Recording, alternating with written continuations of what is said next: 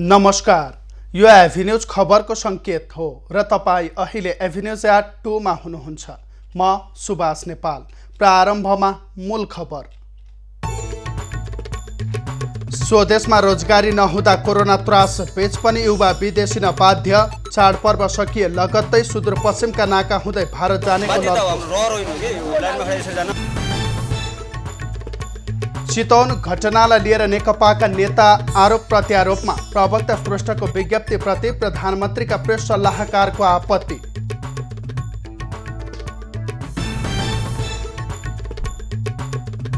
काठमाडौँ महानगरपालिकाद्वारा निःशुल्क पीसीआर परीक्षण सुरु। स्वाब सङ्कलनका लागि मोबाइल भ्यान सञ्चालन।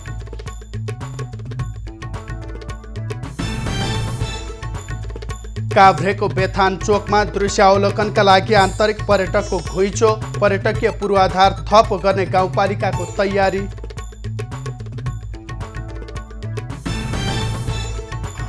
र बजेटको विरोधमा ग्वाटेमालामा विपक्षीद्वारा संसदमा आगजनी। राष्ट्रपति अलेक्जेन्ड्रोको राजीनामा माग।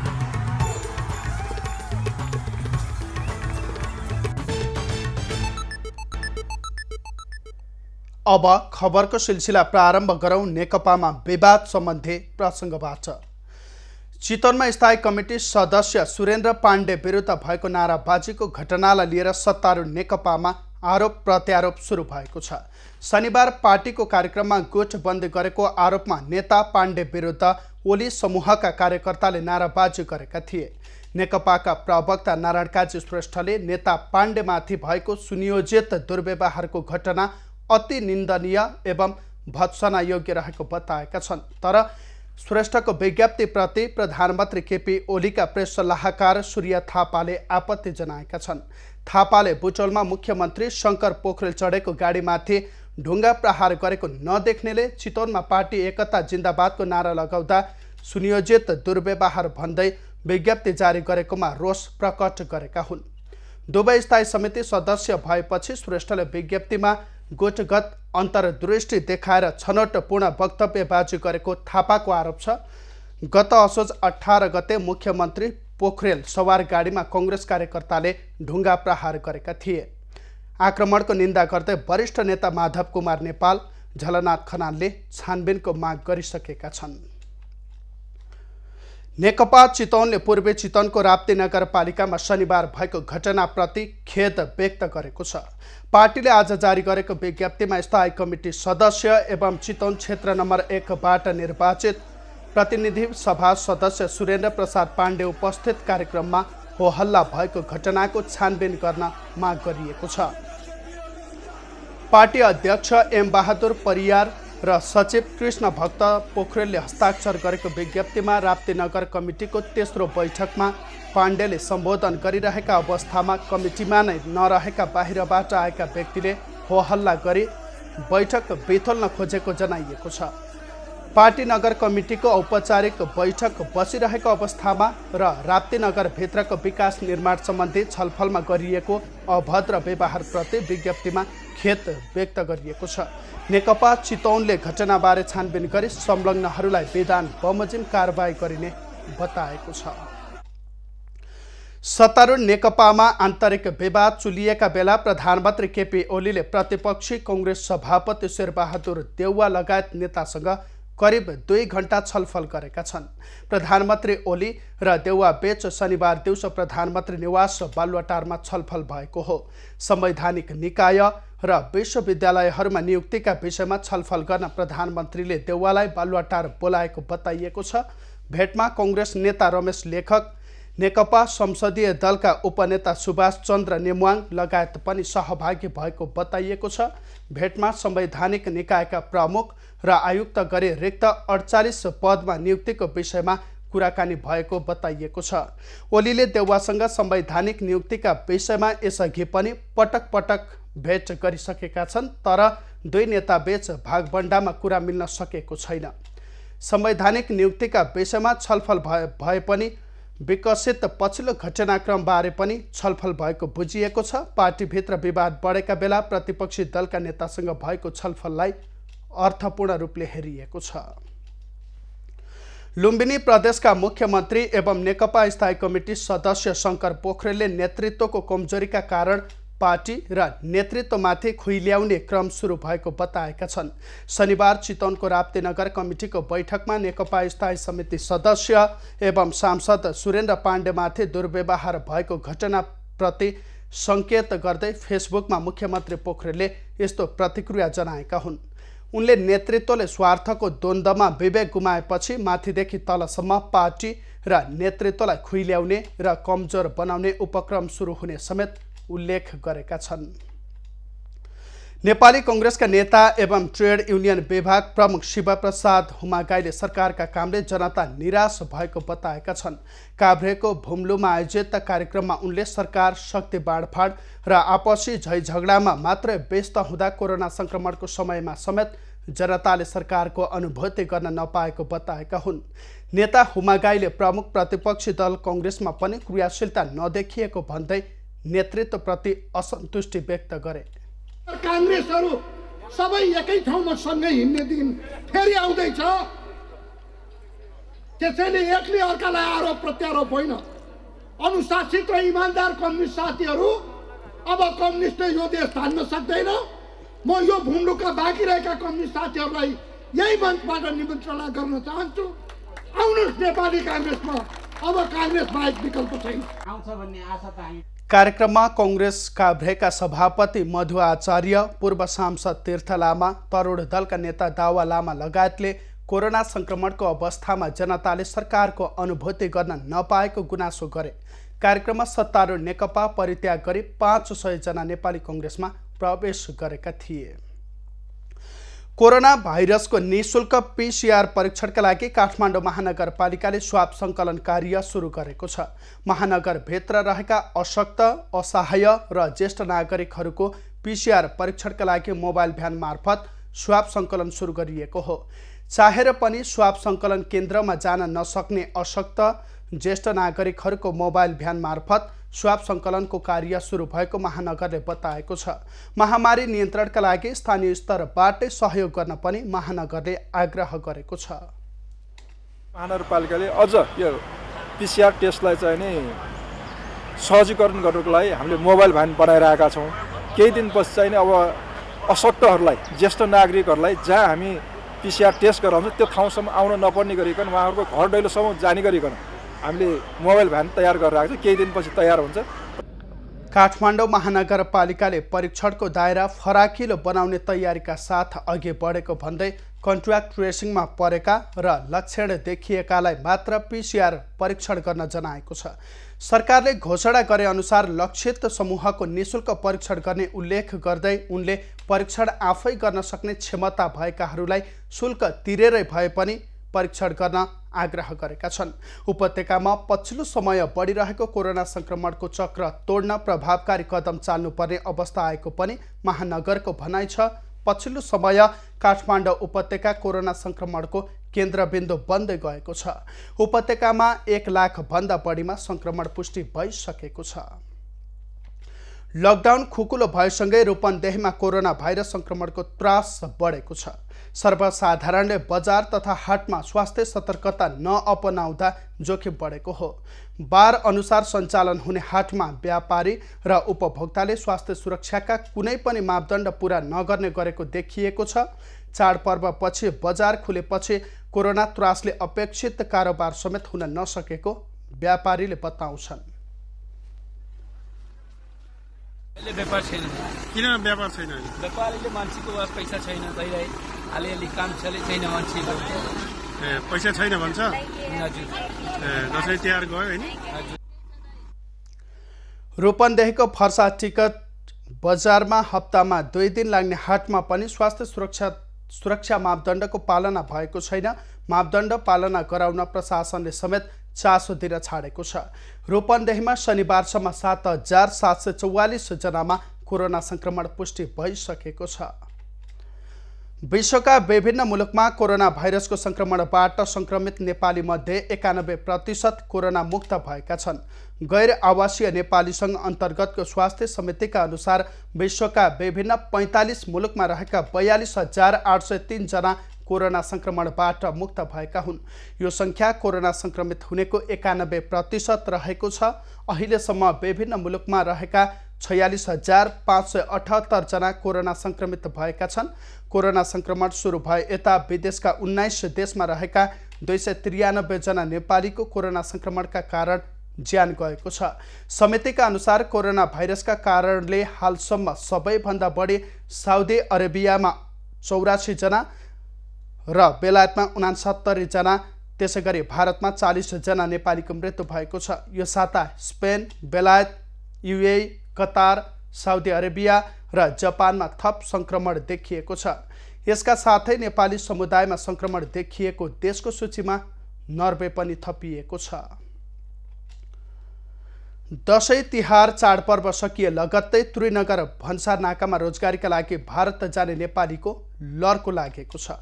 कोरोना भाइरसको जोखिम कायमै रहेका बेला पनि हजारौं नेपाली नागरिकहरू बालबच्चा सहित भारत जान थालेका छन्। नेपालमा रोजगारीको कुनै अवस्था सिर्जना नहुँदा भारत जानुपर्ने बाध्यता बाहेक अन्य विकल्प नभएको भारत जानेले बताएका छन्। विशेष खबरको साथमा अहिले सुदूरपश्चिमका सिमानाका हुँदै स्वदेश फर्किनेको संख्या भन्दा रोजगारीका लागि भारत जाने नेपालीको संख्या 10 गुणा बढी छ। नेपालमा रोजगारीको कुनै पनि विकल्प नहुँदा बालबच्चा पाल्नकै लागि भए पनि बाध्य भएर भारत जानु परेको उनीहरू बताउँछन्। सरकारले चाहिँ अब गर्छौँ रोजगार दिन्छु, रोजगार बनाउँछु भन्दैछ। स्वरोजगार कहिले बनाउने? कहिलेसम्म हामीले सरकारबाट कुरेर बस्ने? लकडाउन भएको 12 महिना भइसक्यो। एउटा गाउँमा सरकारीको अवसर एउटा जनालाई मिलेको छैन।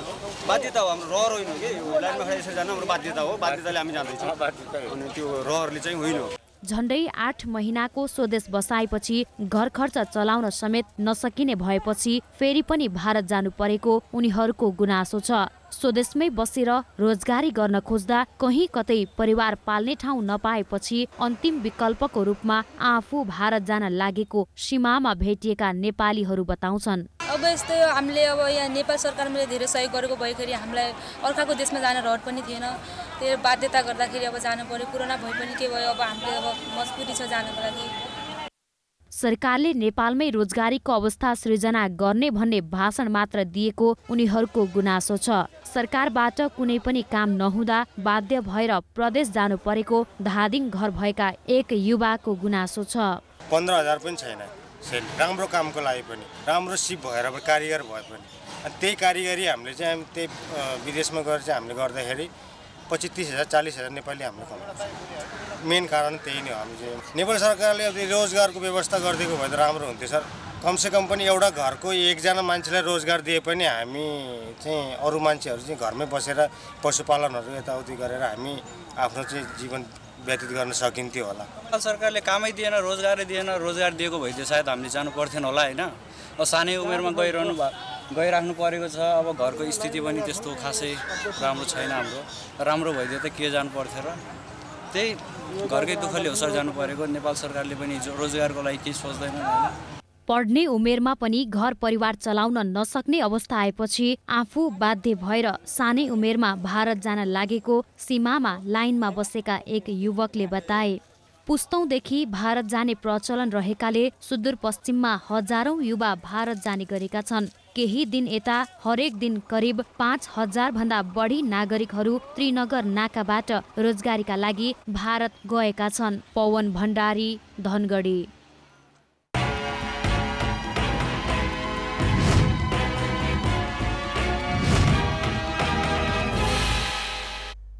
हिमाल, पहाड र तराईलाई एकैपटक अवलोकन गर्न मिल्ने काभ्रेको बेथानचोक नारायण स्थान डाँडामा पर्यटकीय आकर्षण बढेको छ। जिल्लाकै सबैभन्दा अग्लो डाँडामा हिजो आज सूर्योदयको दृश्य अवलोकन गर्न आन्तरिक पर्यटकहरूको लर्को लाग्न थालेको छ।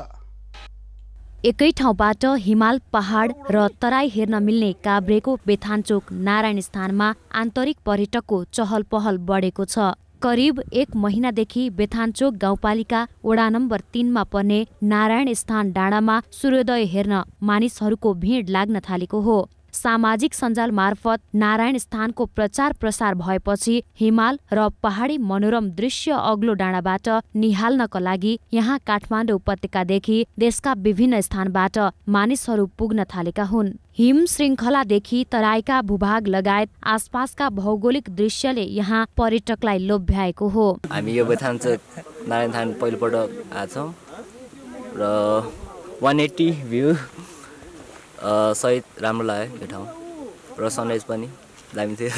समुद्री सतहबाट 3018 मिटरको अग्लो स्थानमा रहेको सो ठाउँबाट बिहानीको सूर्योदय हेर्न पर्यटकहरू पुग्ने गर्दछन्। पर्यटकहरू बिहानीको सूर्योदय हेर्नका लागि बेलुका नै सो ठाउँमा गएर बस्ने गरेका छन्। टेन्टको एक रात बसाइ गरी बिहानै सूर्यको सुनौलो किरणसँगै रम्ने गर्दछन्। सूर्यदेवको दर्शनसँगै त्यही रहेको ऐतिहासिक नारायणको मन्दिरमा दर्शन गरी पर्यटक फर्कने गरेका छन्। एकदम राम्रो सोचे भन्दा पनि धेरै रमाइलो ठाउँ रहेछ, तर अलि व्यवस्थापन चाहिँ यहाँ अलि कमजोरी नै देख्यो हामीले।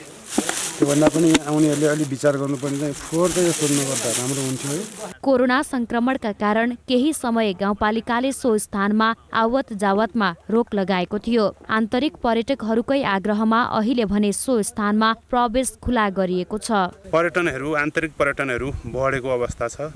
कोरोना कारणले हामीले केही समय हामीले रोकेका थियौँ, मन्दिर बन्द गरेका थियौँ र अहिले चाहिँ हामी जङ्गलको बिचमा केही मनोरञ्जन गर्न र हामी निसासेका मान्छेहरूलाई जानलाई गाह्रो हो भन्ने धेरै आवाज उठेपछि अहिले हामीले खुल्ला गरेका छौँ र अहिले मन्दिरमा आउने आवत जावत जुन नेपाल अधिराज्यभरको धेरै जिल्लाहरूबाट उपस्थित हुनुभएको छ। पर्यटक बढेपछि बेथाञ्चोकमा फोहोर बढेको भन्दै स्थानीय युवाहरूले सरसफाई कार्यक्रम समेत सञ्चालन गरेका छन्। 3018 मिटर उचाइमा अवस्थित बेथाञ्चोक गाउँपालिका 3 नम्बर वडामा रहेको मन्दिरमा बेथाञ्चोक क्षेत्र सरोकार समाजले धार्मिक अनुष्ठान कार्यक्रम र बृहत सरसफाई कार्यक्रममा हामी सबै बेथाञ्चोकका सबै साथीभाइ, आदरणीय दाइ दिदी, सबै भाइ बहिनीहरू सबै आएर यो चाहिँ ठुलो बृहत एउटा चाहिँ सरसफाई कार्यक्रम गऱ्यौँ। एउटा चाहिँ रिफ्रेसमेन्टको लागि यो चाहिँ हिमालको श्रृङ्खलाहरू हेर्नको लागि यहाँबाट हामीले 8000 भन्दा माथिका 7वटा चाहिँ हिमालहरू यहाँबाट हामीले अवलोकन गर्न सक्छौँ। हामीले जो 60% नेपाल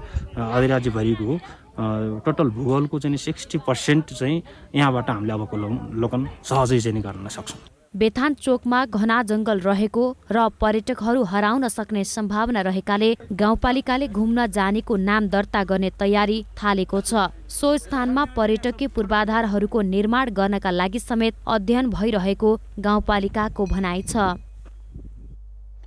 कञ्चनपुरको महाकाली उपप्रादेशिक अस्पतालले बहुप्राविधिक शिक्षालय सञ्चालनको अनुमति पाएको छ। भीमदत्त नगरपालिका र महाकाली अस्पतालको साझेदारीमा शिक्षालयलाई 7 प्राविधिक विषयमा कक्षा सञ्चालनको अनुमति प्राविधिक शिक्षा तथा व्यावसायिक तालिम परिषदले दिएको हो। शैक्षिक वर्ष 2077-78 देखि नै औपचारिक रूपमा प्राविधिक शिक्षा अध्यापनका लागि प्राविधिक शिक्षा तथा व्यावसायिक तालिम परिषदले अस्पताललाई स्वीकृति प्रदान गरेको हो।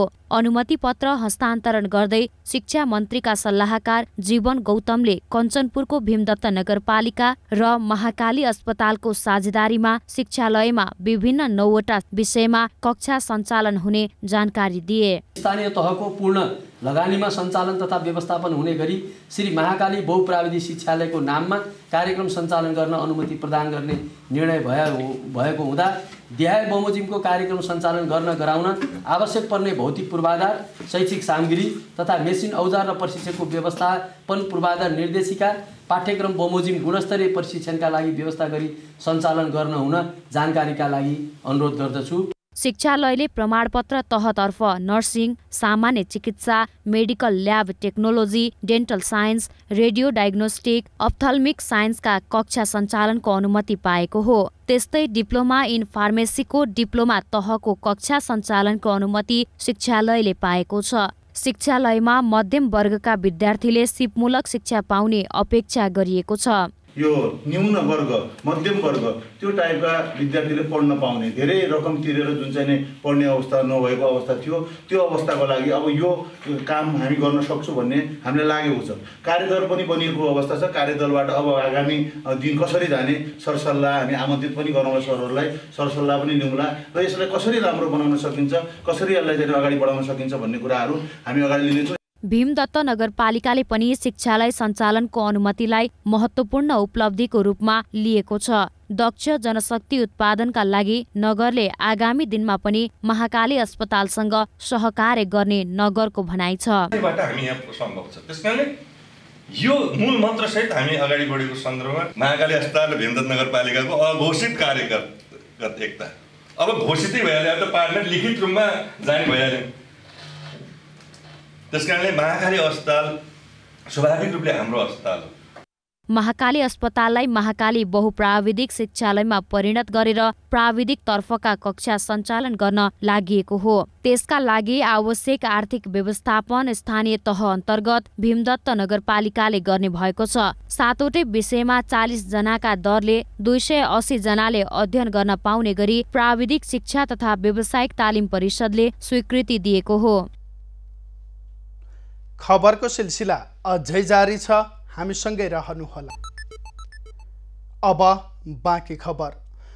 पर्वतको कुस्मा नगरपालिका वडा नम्बर 5ले पर्यटकीय पूर्वाधार निर्माण भएका स्थानलाई जोड्ने गरी सडक कालोपत्र गरिरहेको छ। पर्यटकीय पूर्वाधार निर्माण भएका क्षेत्रलाई जोड्ने गरी नगरले सडकको स्तर उन्नति गरिरहेको हो। 3 लामा पुल, 1 यान्त्रिक पुल तथा बन्जी जम्प हेर्न पर्यटक आउन थालेपछि सडक कालोपत्र गरिएको नगरपालिकाले बताएको छ। अहिले समग्रमा हेर्दा चाहिँ हाम्रो कुस्मा नगरपालिका वार्ड नम्बर 5मा अब यो पूर्वाधारतर्फ बाटाघाटाका कामहरू हामीले लगभग अहिले चाहिँ धेरै बाटाहरू पिच गरिराखेको अवस्था छ र अझै पनि हाम्रो धेरै पिच गर्ने बाटाहरू छन्। चाहिँ लगभग 80% बाटोघाटोहरू हामीले पिच गर्न सफल भएका छौँ। यसमा चाहिँ बन्जिजम पनि हाम्रै क्षेत्रमा पर्ने, लामा अल्का पुलहरू पनि हाम्रै क्षेत्रमा पर्ने र चाहिँ तपाईँको विश्व गुफादेखि लिएर पर्यटकीय स्थल यान्त्रिक पुल सबै हाम्रो वडामा पर्ने भएको कारणले हामीले पहिलो प्राथमिकता बाटाघाटालाई नै दियौँ। र 3 वर्षको बीचमा वडाका 18 छोटा सडक र 4वटा लामा सडक कालोपत्र गरिएको हो, जसमा नगरको चक्रपथ, कालीगण्डकी लोकमार्ग, पर्यटक बन्जी मार्ग समेत समेटिएका छन्। दागमा कुर्सीबाट लडेर पूर्व गाविस अध्यक्षको मृत्यु भएको छ। शनिबार साँझ 5 बजेतिर कुर्सीबाट लडेर गम्भीर घाइते भएका तत्कालीन उरहरी गाविस अध्यक्ष रेशम बहादुर भण्डारीको उपचारका क्रममा गैराती मृत्यु भएको हो। कुर्सीबाट लडेर टाउकोमा गम्भीर चोट लागेका तुलसीपुर उपमहानगरपालिका 11 निवासी 76 वर्षीय भण्डारीको भैरव हवामा उपचारका क्रममा मृत्यु भएको हो। भण्डारी साबिक उरहरी गाविसको अध्यक्ष हुन्। उनले करिब 2 दशक उरहरीको नेतृत्व सम्हालेका थिए। उनी नेपाली कांग्रेसको तत्कालीन दाङ क्षेत्र नम्बर 4 को सभापति समेत रहेका थिए। भारतबाट तस्करले भित्राएको सामान नियन्त्रणमा लिने क्रममा विराटनगरमा प्रहरीले हवाई फायर गरेको छ। विराटनगर महानगरपालिका 17 मटेरुवामा आज बिहान प्रहरीले हवाई फायर गरेको हो। प्रहरीले रोक्न खोज्दा तस्कर समूहले अवरोध गरेपछि हवाई फायर गर्नु परेको प्रहरीले बताएको छ। मटेरुवामा भारतको जोगमनीबाट भित्राइएको सामान नियन्त्रणमा लिने क्रममा हवाई फायर गर्नु परेको प्रहरीले बताएको हो। सो क्रममा प्रहरीले एक महिलालाई पनि पक्राउ गरेको छ। एक बोरा बेल्ट सहित 33 वर्षीय रबिना खातुनलाई पक्राउ गरेको हो। अन्य तस्कर भने भागेको प्रहरीले बताएको छ। जुम्लाको कर्णाली स्वास्थ्य विज्ञान प्रतिष्ठानमा प्रशासन तथा शैक्षिक कार्यक्रम 40 दिनदेखि ठप्प रहेको छ। दिन नियुक्तिको विरोधमा 28 असोजदेखि प्रतिष्ठानमा लागेको ताला अझै खुल्न सकेको छैन। प्रतिष्ठानका उपकुलपति राजेन्द्र राज वाग्लेले प्राध्यापक मुन्नीराज छेत्रीलाई प्रतिष्ठानको दिनमा नियुक्त गरेको विरोधमा प्रतिष्ठानमा 28 असोजदेखि तालाबन्दी गरिएको हो। उपकुलपति वाग्लेले प्रतिष्ठानको दिनमा सरस्वती गौतमलाई नियुक्त गरिसकेपछि दोस्रो दिनका रूपमा केशर राणालाई नियुक्त गरेको र फेरि पनि तेस्रो दिनका रूपमा छेत्रीलाई नियुक्ति गरेपछि विवाद भएको हो। संस्थालाई आर्थिक व्यवहार पर्ने गरी दिन नियुक्ति गरिएको भन्दै प्रतिष्ठानको कर्मचारी कल्याणकारी कोषले तालाबन्दी गरेको हो।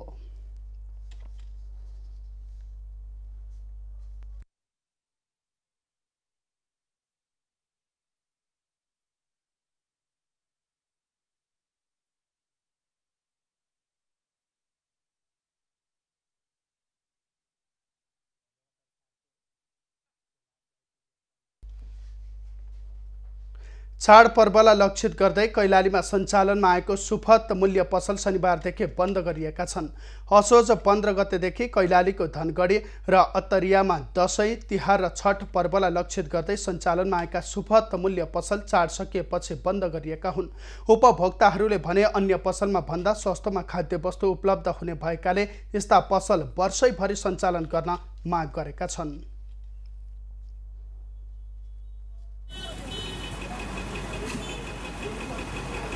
4 किलो चिनी लिए, 4 पोका नुन लिए, अब अन्त फेरि सस्तै नै हो। अब यस्तो त सधैँ नहोला, अब अर्कै उपवास आउने भन्दैछन्। अब के हुन्छ, अब यस्तै भइदियो त हामीलाई त हुन्छ, त्यति गरिदिन त अलिक राम्रो हो। सुपथ मूल्य पसललाई अब भने स्थायी बिक्री केन्द्रका रूपमा राख्ने योजना अनुसार काम भइरहेको साल ट्रेडिङ कर्पोरेसनले बताएको छ। चाडपर्व लक्षित सुपथ मूल्य पसलबाट 1 करोड रुपैयाँ भन्दा बढीको कारोबार भएको साल ट्रेडिङ कर्पोरेसन धनगढी शाखाले जनाएको छ। पसलबाट करिब 1 करोड भन्दा बढी हाम्रो कारोबार भएको छ र यसमा चिनी प्रति किलो 70 रुपियाँ र नुन हामीले 18 रुपियाँ उपलब्ध गराइरहेका थियौँ र यो पसलमा चाहिँ चामल, चिउरा, सेनिटाइजर, साबुन लगायत धेरै उपभोग्य वस्तुहरू हामीले राखेका छौँ। चाडपर्वको समयमा सुपथ मूल्य पसलबाट 40,000 बढी उपभोक्ताले लाभ लिएका छन्। यस वर्ष सुदूरपश्चिमको धनगढी र अत्तरियामा मात्रै सुपथ मूल्य पसल सञ्चालन गरिएको थियो।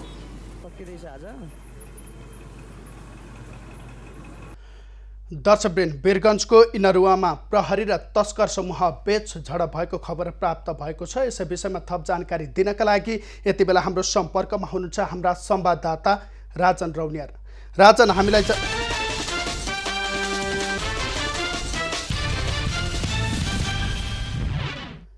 राजन, वीरगञ्जको इनरुवामा तस्कर समूह र प्रहरी बीच झडप भएको खबर प्राप्त भएको छ। यस विषयमा जानकारी गराउनुहोस्। करिब 10 मिनट पहिला भारत र नेपालको सीमामा पर्ने यो शङ्कराचार्य गेट नजिकै रहेको इनरुवा वार्ड नम्बर 16 मा भारतबाट आइरहेका केही तस्कर समूह र गस्तीमा रहेका इनरुवा प्रहरी चौकीका केही जवानहरू बीच झडप भएको छ। झडपको क्रममा तस्करहरूले केही माल सामानहरू जस्तै लत्ता कपडाहरू सीमा पारीबाट नेपाल भित्राउने क्रममै जनपदका जवानहरूले देखिसकेपछि आफ्नो नियन्त्रणमा लिन खोज्दाखेरि तस्कर र प्रहरी बीच झडप भएको छ र यसै क्रममा प्रशासनिक जयप्रकाश पाण्डेले बताए अनुसार तस्कर समूहबाट 1 राउन्ड फायर पनि खोलिएको थियो, जसबाट चाहिँ प्रशासनिक जयप्रकाश पाण्डे आफै चाहिँ त्यसको छराबाट चाहिँ घाइते भएका छन् र उहाँको नाकमा सामान्य र रगतहरू बगिरहेको छ भने अवस्था सामान्य छ र झडपकै क्रममा झडप गर्ने समूहहरूको तर्फबाट चाहिँ 1 जना अहिले यो चौकीमा नियन्त्रणमा राखिएका छन् र जिल्ला प्रहरी केन्द्रबाट भर्खरै एसपीको कमान्डमा आएको टोलीले घटनाको बारेमा बुझेर अहिले निस्किएका छन्। राजन, जस्तो कि यहाँले जानकारी गराउनु भयो, 2 समूह बीच सामान्य नियन्त्रणमा लिन खोज्दाखेरि झडप भयो। झडप पश्चात प्रहरी सहायक निरीक्षक घाइते भएका छन् र त्यसै गरी तस्कर समूहका 1 जना पक्राउ गरिएको छ भनिरहँदाखेरि तस्कर समूहको पक्राउ गरेको व्यक्तिसँग कुनै सोधपुछ गरियो औपचारिक या अनौपचारिक रूपमा, के भन्छन् उनले? हामीले स्रोतका अनुसार जानकारी पाए अनुसार चाहिँ अहिले जुन तस्कर समूहबाट जुन व्यक्ति पक्राउ परिएका छन् ती व्यक्तिले नै गोली चलाएका हुन् र यिनी सकेपछि बन्दुक चाहिँ पाठपट्टि यिनका साथीले फालेर त्यो बन्दुक उहाँका साथीहरूले फालेर टिपेर चाहिँ फरार भएका थिए र यो जुन व्यक्ति पक्राउ परिएका छन् यो व्यक्ति नेपालकै रहेको बुझिएको छ अहिलेसम्म। हवस्, जानकारीका लागि धन्यवाद। पछिल्लो जानकारीका लागि तपाईँसँग पुनः जोडिनेछौँ। उहाँ हुनुहुन्थ्यो वीरगञ्जबाट हाम्रा संवाददाता राजन रौनियार र वीरगञ्जको इनरुवामा प्रहरी र तस्कर समूह बीच झडप भएको छ। झडप हुँदाखेरि प्रहरी सहायक निरीक्षक घाइते भएका छन् र तस्कर समूहको एकजनालाई प्रहरीले नियन्त्रणमा लिएको छ र यति बेला नियन्त्रणमा लिएर उनीसँग सोधपुछ गरिरहेको र अन्य यस विषयमा जानकारी गराउने भनेर हामीलाई जानकारी गराउँदै हुनुहुन्थ्यो वीरगञ्जबाट हाम्रा संवाददाता राजन रौनियार। अब बाँकी खबर। सुराहाको लाहानी स्थित डिभाइन हेल्थ केयर अस्पतालमा उपचारका क्रममा सुत्केरी महिलाको मृत्यु भएपछि आफन्तले छानबिनको माग गर्दै प्रदर्शन गरेका छन्। सुखीपुर नगरपालिका 9 बैशाखा मोहनपुरको 27 वर्षीय आरती शाहको गैराती उपचारका क्रममा मृत्यु भएपछि आफन्तले चिकित्सकको लापरवाहीले ज्यान गएको भन्दै आज प्रदर्शन गरेका हुन्। उनीहरूले दोषीलाई कारबाही र क्षतिपूर्तिको माग राखेका छन्। घटनापछि आफन्तले महिलाको शव समेत बुझ्न अस्वीकार गरेका छन्। सुत्केरी हुने क्रममा महिलाको मृत्यु भएपछि बच्चाको अवस्था भने सामान्य रहेको छ। दोस्रो सन्तान जन्माउने समयमा महिलाको ज्यान गएको हो। महिलाको मृत्यु भएपछि चिकित्सक र अस्पताल प्रशासन सम्पर्कविहीन रहेका छन्। आफन्तले प्रदर्शन थालेपछि अस्पतालमा सुरक्षाकर्मी खटाइएको छ। नारायणहिटी दरबार सङ्ग्रहालयभित्र रहेको तत्कालीन राजा वीरेन्द्र शाहको निजी निवास सूर्य सदन सर्वसाधारणका लागि आजबाट खुला गरिएको छ। संस्कृति पर्यटन तथा नागरिक उड्डयन मन्त्री योगेश भट्टराईले शनिबार औपचारिक रूपमा सुरुवात गरेसँगै आजबाट सूर्य सदन सर्वसाधारणका लागि खुला भएको हो।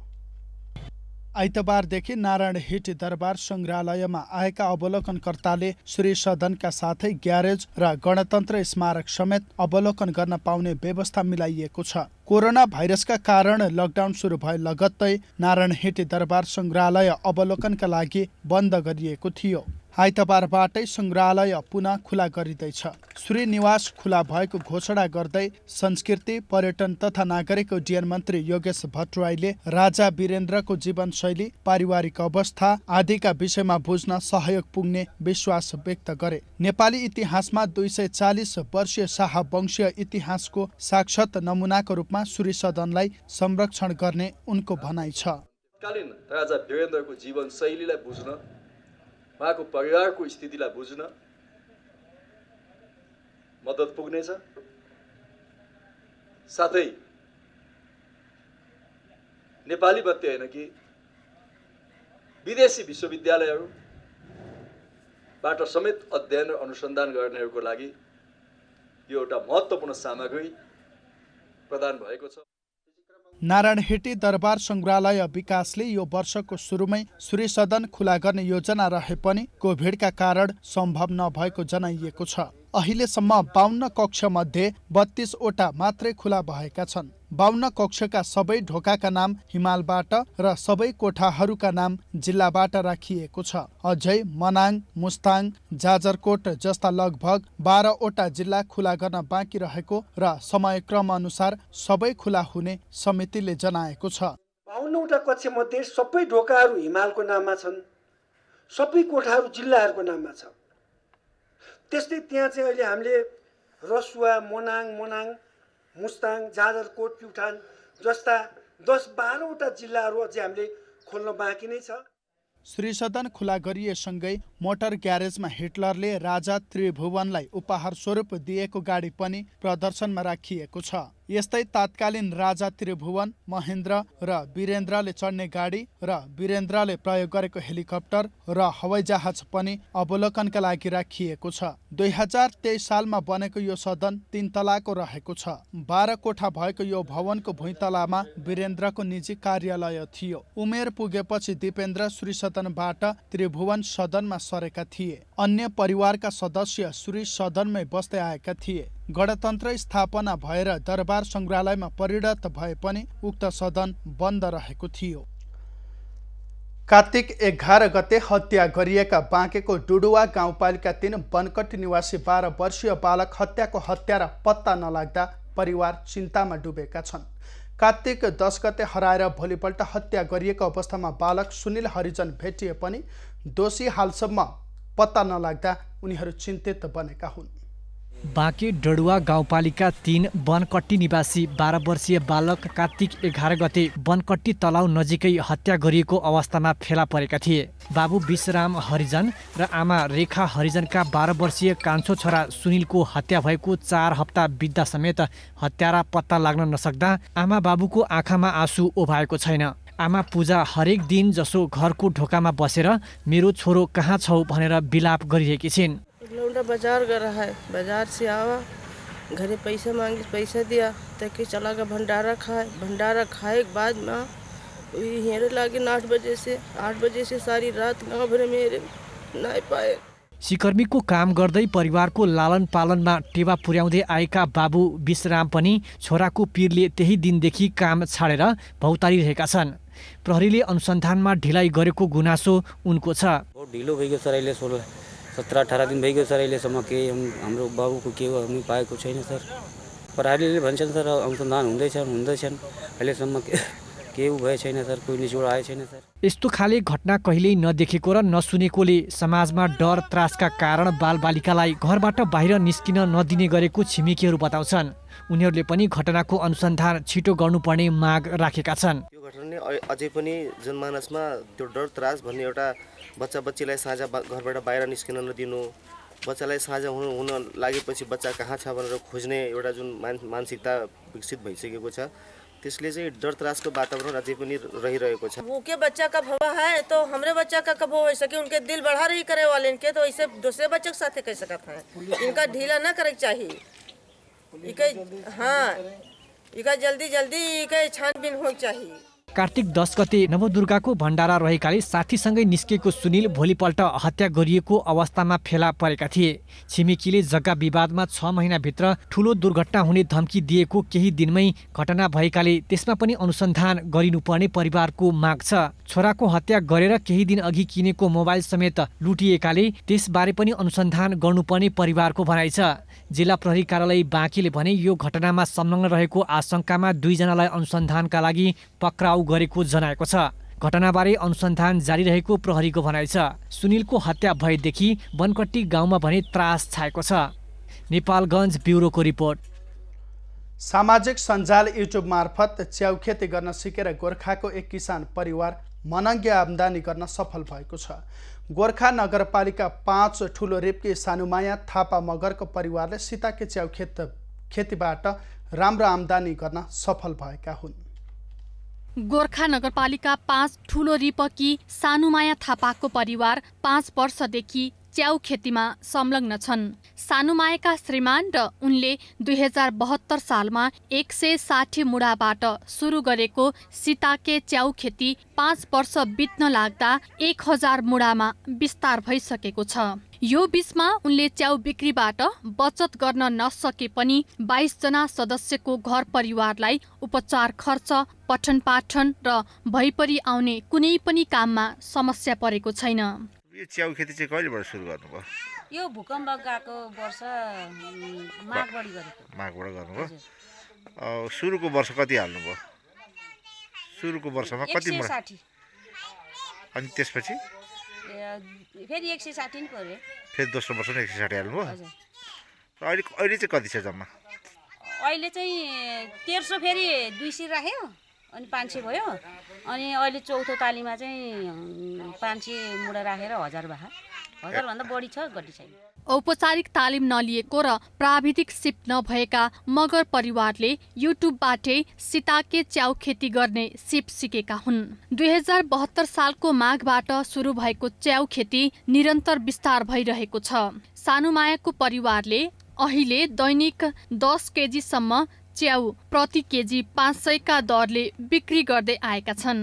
सरदर कति दिन्छ एक दिनमा च्याउ? अहिले कति टिप्नु भएको छ? राम्रोसित भइदियो भने त हुन्छ। कोही बेला 10 किलो हुन्छ, कोही बेला 5 किलो, कोही बेला 6-7 किलो, कोही बेला 4-5 किलो नि हुन्छ। कोही बेला फेरि अलि त्यो थाकेको बेला चाहिँ 2-3 किलो हुन्छ। सानुमायाको परिवारले 2वटा प्लास्टिकका टनेलमा खेती गरेका छन्। 4 महिना मात्र उत्पादन हुने यो च्याउ बिक्रीबाट थापाको परिवारले वर्षको 6 लाख रुपैयाँसम्म आम्दानी लिने गरेका छन्। रहरमा थालेको खेतीले राम्रो आम्दानी दिन थालेपछि अहिले सानुमायाको परिवारले यसलाई विस्तार गर्ने योजना समेत बनाएको छ। केही समय यता मगर परिवारको यो खेतीको गाउँलेहरूले सिक्को गर्न थालेका छन्। अन्य च्याउको तुलनामा सीताके च्याउ स्वादिलो र सस्तोमा पाउँदा बजारमा माग बढिरहेको छ। सीताके च्याउलाई महिनासम्म स्याहार सुसार गरेर 4 महिना मात्रै च्याउको उत्पादन लिन सकिन्छ। कैलाश बाबु श्रेष्ठ, गोर्खा। कोरोना संक्रमण रोकथामका लागि चैतपछि जारी गरिएका निषेधाज्ञाले धेरै उद्योग कल कारखाना प्रभावित भए। यो अवधिमा धेरै मानिसहरू बेरोजगार पनि भए। धेरैलाई प्रतिकूल बनेको लकडाउनको समयलाई सदुपयोग गर्नेहरू भने अहिले स्वरोजगार बन्दै आम्दानी गर्न सफल भएका छन्।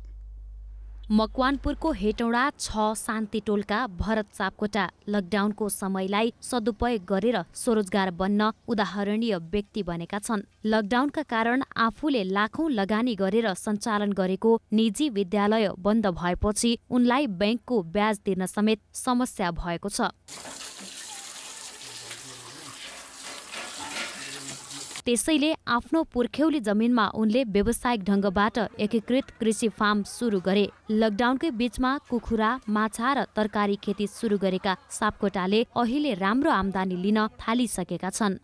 मैले यसलाई चाहिँ व्यावसायिक रूपमा चाहिँ अब खेती गर्नुपर्छ, अलि प्राविधिक रूपमा अलिकति माथि बढेर अलिकति नयाँ प्रविधिहरूको प्रयोग गरेर नयाँ किसिमले चाहिँ एउटा चाहिँ कृषि क्षेत्रमा लाग्न सकियो भने पनि हामी बाँच्न चाहिँ सक्छौँ है भन्न चाहिँ गर्न सकिन्छ भन्ने उद्देश्यले मैले यहाँ सुरु गरेँ।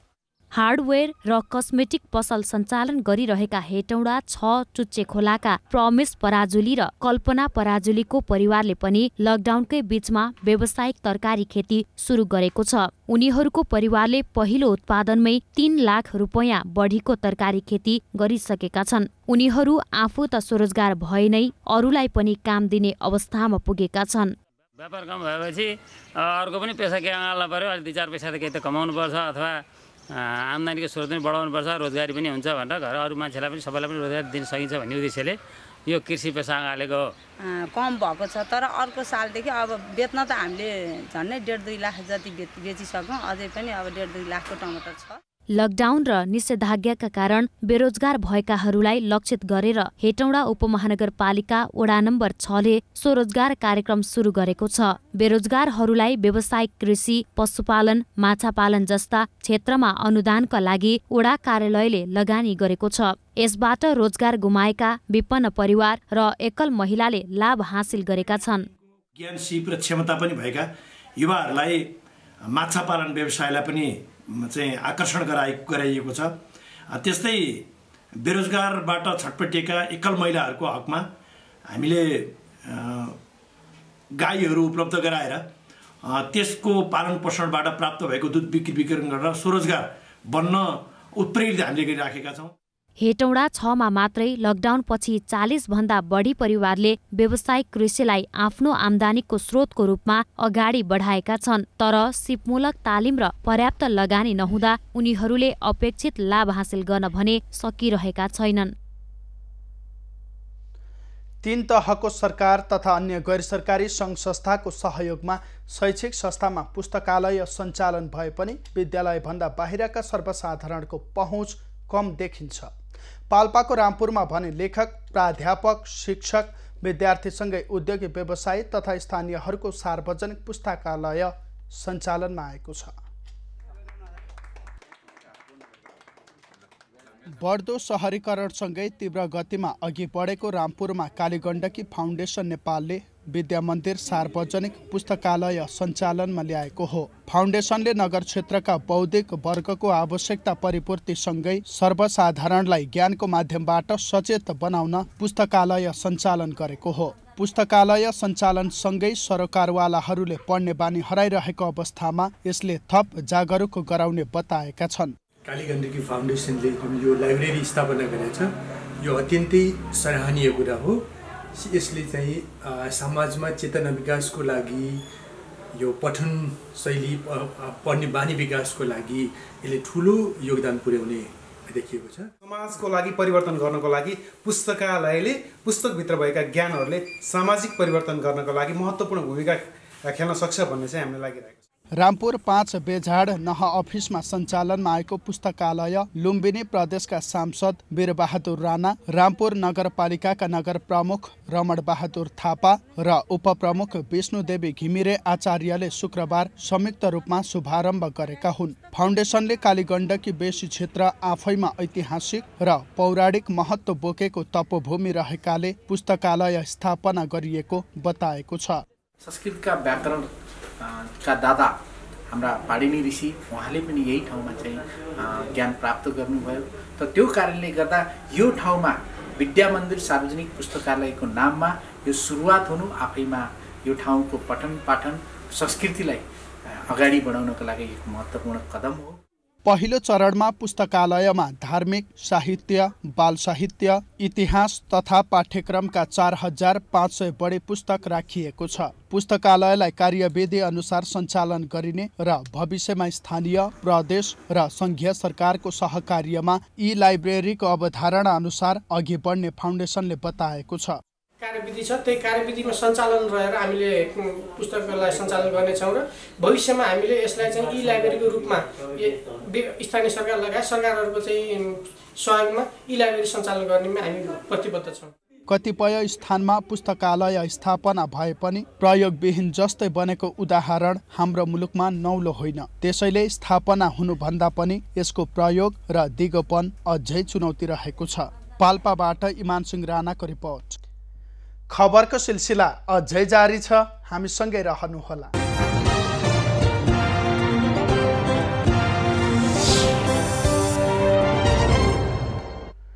यति बेला देशका पहाडी भूभागमा आंशिक बदली भएको छ। अन्य भूभागमा मौसम सामान्यतया सफा रहेको छ। अपराह्नपछि पहाडी भूभागमा आंशिक बदली भई बाँकी स्थानको मौसम सामान्यतया सफा रहने जल तथा मौसम पूर्वानुमान महाशाखाले जनाएको छ। काठमाडौँ उपत्यकाको आजको अधिकतम तापक्रम 19 डिग्री सेल्सियस र न्यूनतम तापक्रम 6 डिग्री सेल्सियस बीच रहने अनुमान गरिएको छ। आज सूर्योदय बिहान 6:30 भयो भने सूर्यास्त साँझ 5:09 हुनेछ। आज देशभरको मौसम कस्तो रहला त? हेरौँ देशका विभिन्न स्थानको अनुमानित मौसमी अवस्था।